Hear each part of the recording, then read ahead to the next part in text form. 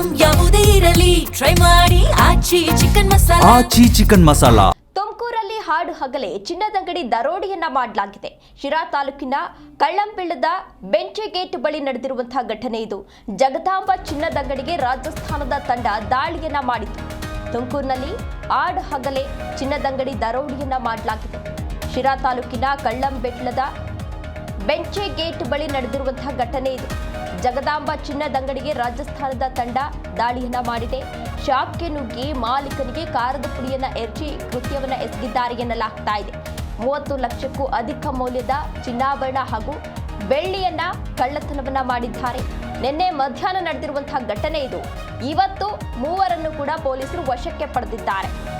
ರಾಜಸ್ಥಾನದ ಗ್ಯಾಂಗ್ನಿಂದ ಕೃತ್ಯ ಕಳ್ಳಂಬೆಳ್ಳ ಪೊಲೀಸ್ ಠಾಣೆಯಲ್ಲಿ ಪ್ರಕರಣ ಕೂಡ ಈಗಾಗಲೇ ದಾಖಲಾಗಿತ್ತು. ಶಂಕಿತರನ್ನ ವಶಕ್ಕೆ ಪಡೆದಿದ್ರು.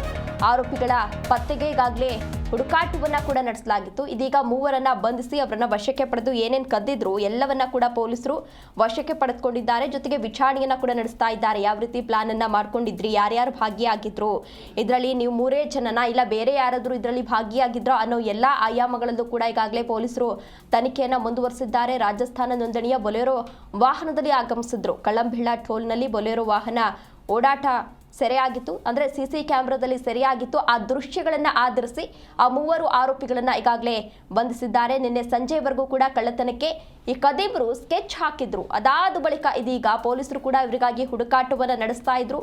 ಇದೀಗ ಆ 3ರನ್ನು ಕೂಡ ಬಂಧಿಸಿ ವಿಚಾರಣೆಯನ್ನು ನಡೆಸ್ತಾ ಇದ್ದಾರೆ.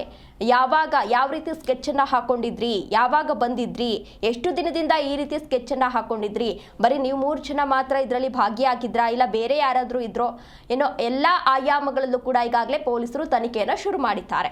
ವಿಚಾರಣೆಯನ್ನು ನಡೆಸ್ತಾ ಇದ್ದಾರೆ ಆರೋಪಿಗಳನ್ನ.